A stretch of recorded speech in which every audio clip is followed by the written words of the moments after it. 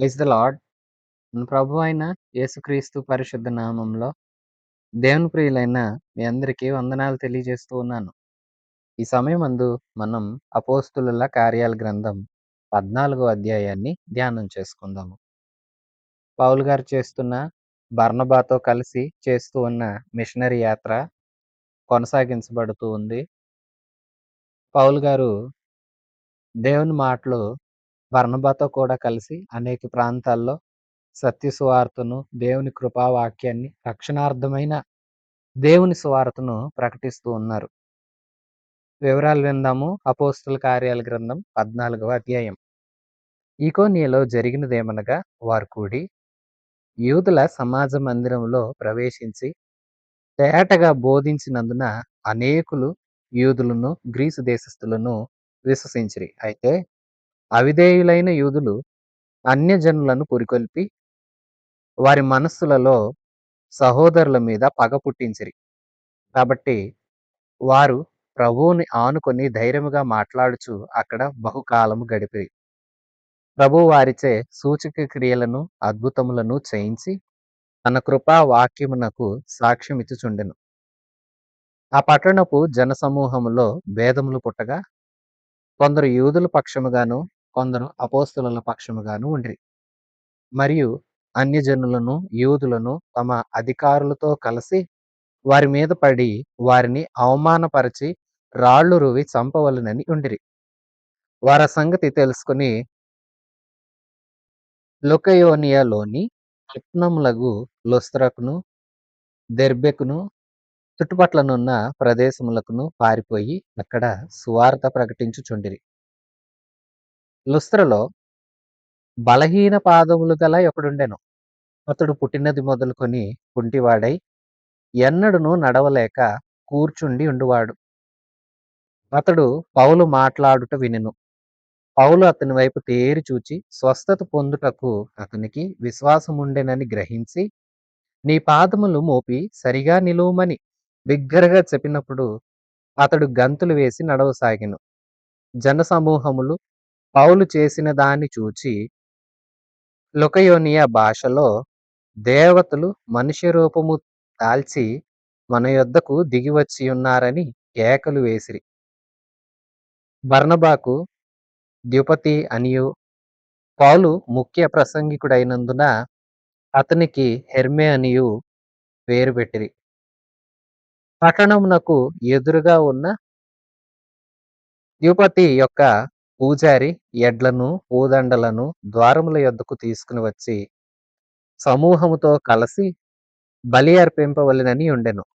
అపోస్తలుడైన బర్నబాయు, పౌలును ఈ సంగతి విని తమ వస్త్రములను చింపుకొని సమూహములోనికి చొరబడి, అయ్యలారా, మీరెందుకిలాగూ చేయుచున్నారు? మేము కూడా మీ స్వభావము వంటి స్వభావము గల నరులమే. మీరు ఈ వ్యర్థమైన వాటిని విడిచిపెట్టి ఆకాశమును, భూమిని, సముద్రమును, వాటిలో ఉండు సమస్తమును సృజించిన జీవము గల దేవుని వైపు తిరగవలెనని మీకు సువార్త ప్రకటించుచున్నాము.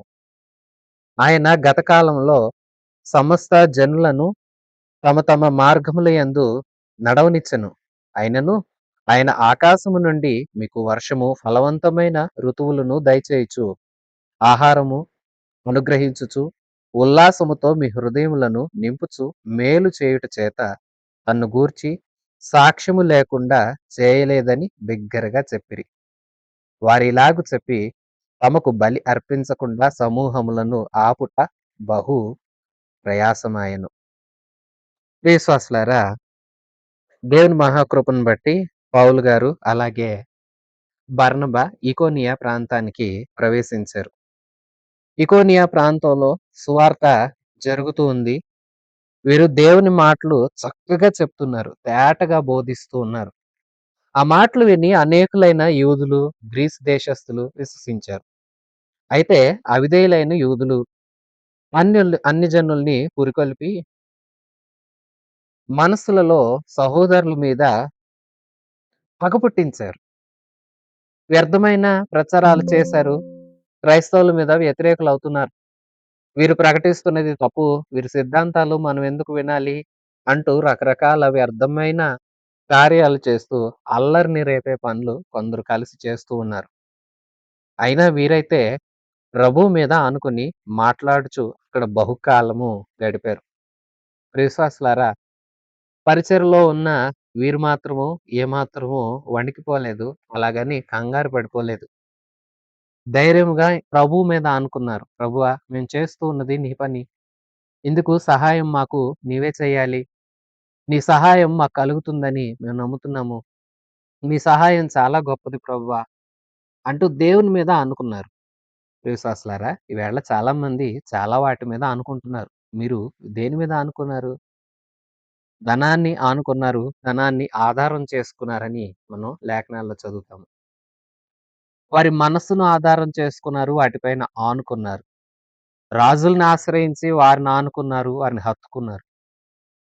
మన జ్ఞానాన్ని ఆశ్రయించారు. జ్ఞానాన్ని హత్తుకున్నారు. ఆనుకున్నారు. చూసారా? మనుషులు అటు ధనాన్నో, వారి జ్ఞానాన్నో, వారి కుల మతాలనో, లేదంటే గొప్ప సమృద్ధినో, లేదంటే కలిగిన విలాసాలనో, మనుషులనో, పేరు ప్రఖ్యాతలనో ఆనుకుంటున్నారు. వీరు ప్రభువుని ఆనుకున్నారు. ప్రభువుని హత్తుకున్నారు. అందుకే ధైర్యంగా ప్రకటించగలుగుతున్నారు. పరిశుద్ధాత్మ ధైర్యమిచ్చే ఆత్మ. పిరికి ఆత్మ కాడు పరిశుద్ధాత్మ దేవుడు. దేవుని పిల్లలమైన మనము ధైర్యముగా ఉండాలి. దేవుని మాటలు ప్రకటించే విషయంలో కంగారు పడకూడదు. నోరు తెరిచి మాట్లాడలేనంత భయము అన్నట్లు ఉండకూడదు. ఇతర విషయాలు మాట్లాడడానికి నీకు భయం ఉండొచ్చేమో గానీ, దేవుని విషయాలు మాట్లాడడానికి మాత్రం నువ్వు భయపడకూడదు. నోరు తెరిచి ధారాళంగా ప్రభువుని గురించి ధైర్యంగా చెప్పాలి. ఎందుకంటే నీవు దేవుడిని గురించి తెలియచేస్తున్నావు. ఆ దేవుడు సర్వ సృష్టికి ఆది సంభూతుడు. ఆయన వల్లే కలిగింది. కలిగిందేది ఆయన లేకుండా కలగలేదు. అలాంటి గొప్ప దేవుడిని గురించి చెప్పడానికి భయమెందుకు? వీరందుకే ధైర్యంగా చెప్తున్నారు. వారి మీద విమర్శలొస్తున్నాయి. రకరకాల పరిస్థితులు వారికి ఎదురయ్యాయి.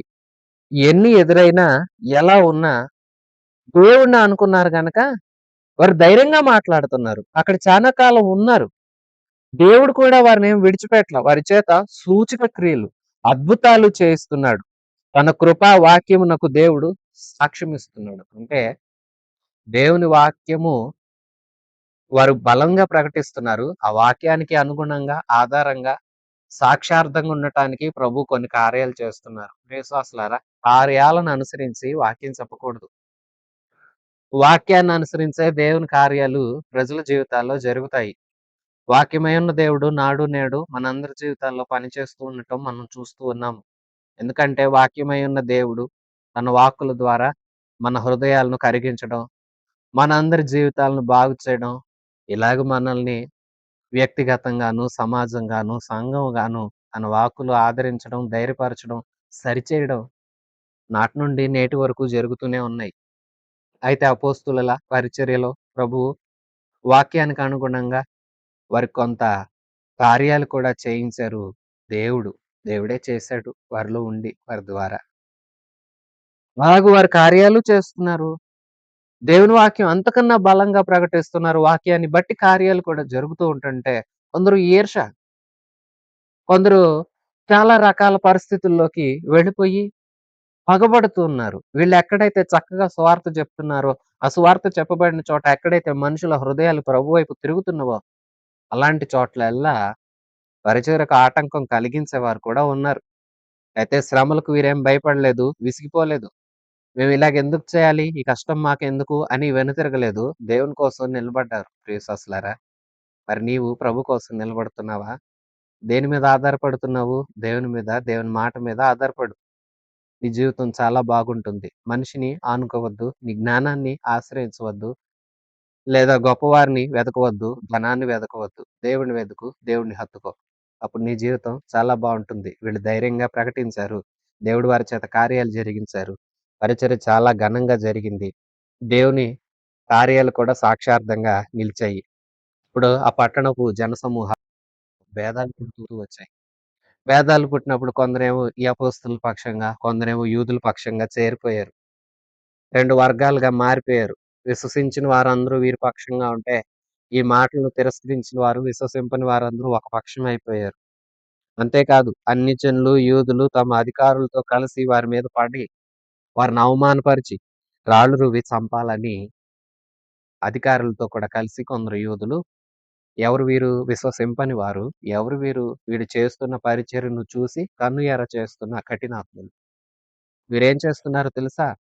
ఈ పౌలుని, బర్నబాని ఇక్కడే ఉంచితే వాళ్ళలాగే ఉంటే ఇంకా మారిపోతారు. జనాలు ఇప్పటికే మారిపోతున్నారు అంటూ వారి మీద పగబట్టి అధికారులతో కూడా కలిసి పన్నాగాలు పన్నుతున్నారు. ఏమనంటే అందరిలో వీళ్ళని అవమానిద్దాము. అవమానించి రాళ్ళతో కొట్టి వీరిని ఈ ప్రాంతం నుండి వెళ్ళిపోయేలాగా చేద్దామని, చంపేద్దామని తీర్మానంతో ఉన్నారు.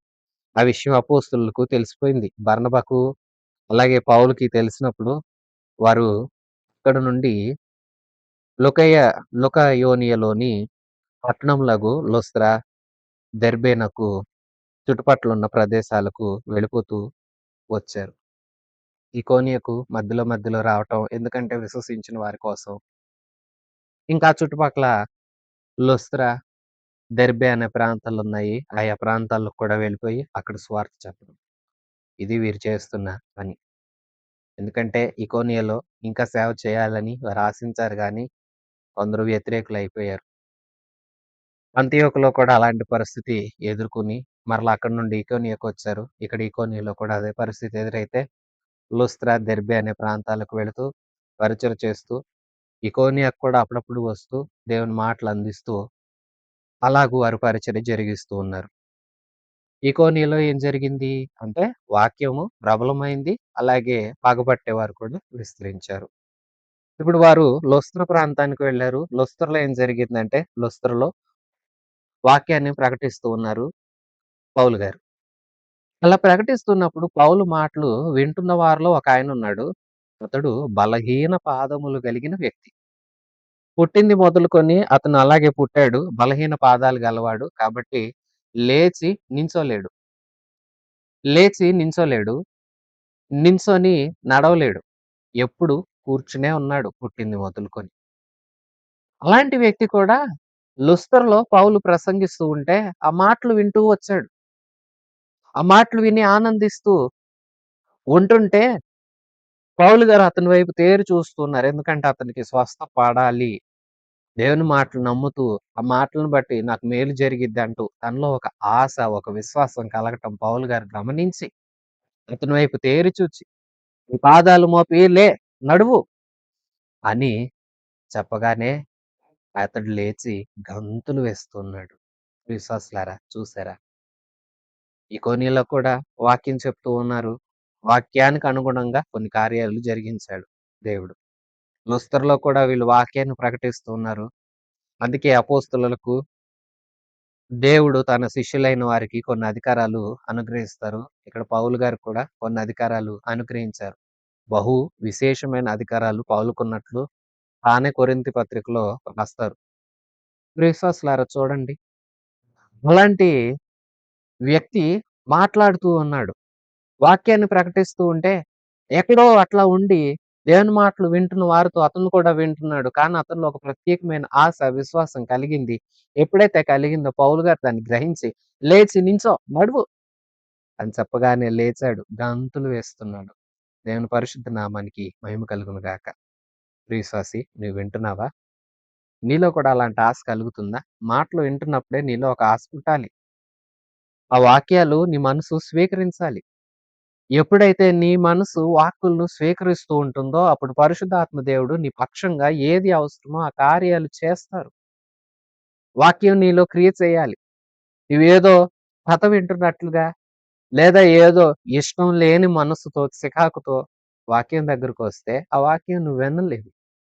మంచి మనస్సాక్షితో దేవుని మాటలు కదా అంటూ శ్రద్ధ పెట్టి ఎప్పుడైతే వింటావో అప్పుడు నీలో ఆశ కలుగుతుంది. నీ ఆశ మేరకు నీ జీవితంలో కార్యాలు చేస్తాడు. నాడు చేసిన దేవుడు నేడు కూడా అనేక అనేక రకములైన కార్యాలు చేస్తాడు. అయితే అదే పద్ధతుల్లో చేస్తారు అనడానికి లేదు. కాలానికి అనుగుణంగా దేవుడు తన కార్యాలు మారుస్తూ ఉంటాడు. తన పద్ధతులు మారుస్తూ ఉంటాడు. పద్ధతులు మార్చడం అంటే సువార్త అందించడానికి ఇట్లాంటి వాటికి. అంతే తప్ప ఆయన యొక్క గుణ లక్షణాల్లో మార్పుండదు. ఆయన నీతి న్యాయాల్లో మార్పుండదు. ఆయన ప్రేమలో మార్పుండదు. విశ్వాసులారా, లుస్త్రలో ఉన్న ఆ బలహీన పాదములు కలిగిన వ్యక్తి ఇప్పుడు తన పాదాలకు బలమొచ్చింది. లేచాడు, నిలిచాడు, నడిచాడు. అంతలోకి ఆ ప్రజలందరూ లుస్త్ర వారందరూ ఆశ్చర్యపోయారు.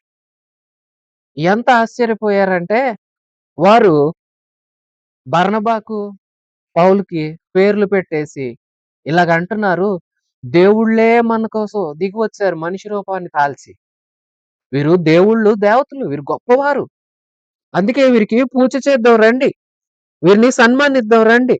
వీరిని గొప్ప చేద్దాం మనం. వీరిని గౌరవించుకుందాం అంటూ బర్నబాకు ద్యుపతి అని పేరు పెట్టారు. జూపిటర్ అని పేరు పెట్టుకున్నారు. పౌలు ముఖ్య ప్రసంగి గనక మాట్లాడి ప్రసంగిస్తూ ఉన్నాడు గనక అతనికి హెర్మే అని పేరు పెట్టారు. ఈ లుస్త్ర ప్రజలు 2 రకాల మనస్తత్వాలు గలవారు. అంతేకాదు వీరు అన్ని రకాల ప్రజలు ఈ పౌలు గారు గాని, బర్నబా వీళ్ళు వెళుతున్న ప్రాంతాల్లో మిశ్రిత జనాలు ఉంటారు. కాబట్టి వారు రకరకాల అలవాట్లు, అభిరుచులు, సంప్రదాయాలు గలవారై ఉంటారు గనక వారిలాగ అంటున్నారు. వీరిని పూజ చేద్దాం. వీరు దేవుళ్ళు మన దగ్గరకొచ్చారు అని అంటున్నారు. ప్రియ విశ్వాసులారా, ఇంతకు సంగతేంటో తెలుసా? ఈవేళ గౌరవించిన వీరే రేపేం చేయబోతున్నారో, ఏం చేశారో వింటే మనకి ఎంత ఆశ్చర్యం కలుగుతుందో. వీరు దేవుళ్ళు, దేవతలు వీరు పూజిద్దాం అన్నారు.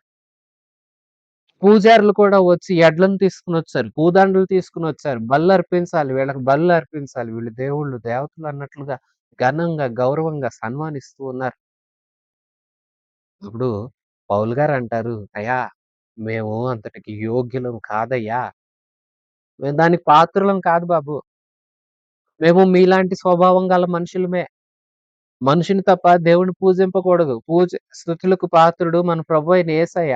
ఆయన్నే మీరు ఆరాధించాలి. ఆయన ద్వారా రక్షణ, ఆయన ద్వారా పాప క్షమాపణ కలుగుతుంది. మీరు మమ్మల్ని కాదు, మా వైపు కాదు మీరు చూడాల్సింది. మీరు దేవుడిని చూడాలి.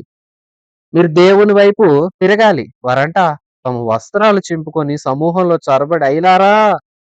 మీరెందుకు ఇలాగ చేస్తున్నారు? మేము కూడా మీ స్వభావం వంటి స్వభావం గల నరులమే. మీరు ఈ వ్యర్థమైన వాటిని విడిచిపెట్టండి. ఆకాశమును, భూమిని, సముద్రమును, వాటిలో ఉండు సమస్తమును సృజించిన జీవము గల దేవుడైన యేసు వైపు తిరగండని మీకు సువార్త ప్రకటిస్తున్నాను కదా! ఇప్పటిదాకా నేను చెప్తుందేంటి? నా మాటలేంటి? మీ చేష్టలేంటి? నేనెవరి వైపు తిరగమంటున్నాను? మీరెవరి వైపు తిరుగుతున్నారు? నేను దేవుడిని కదా! మీకు అందించాలనుకుంటే మీరేంటి నన్ను అందుకునే ప్రయత్నం చేస్తున్నారు?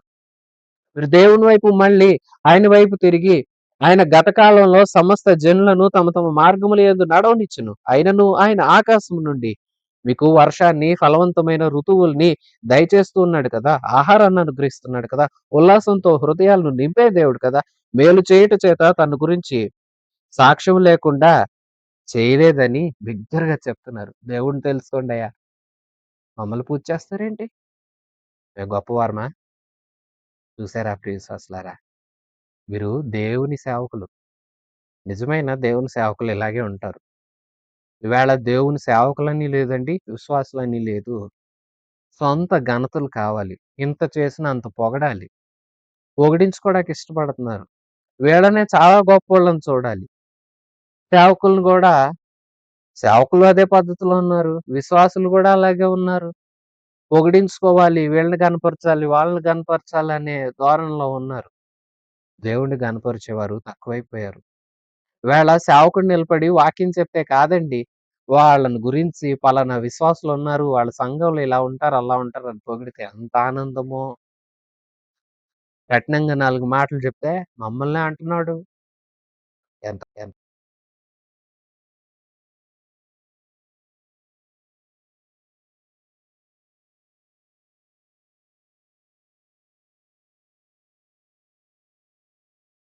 ఎందుకు?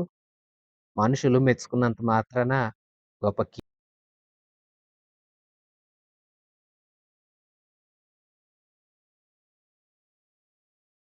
మనుషులు బావుందంటారు. అంతే.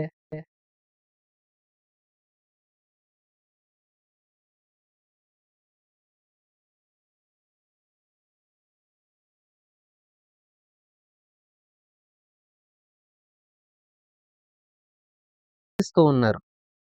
నేనే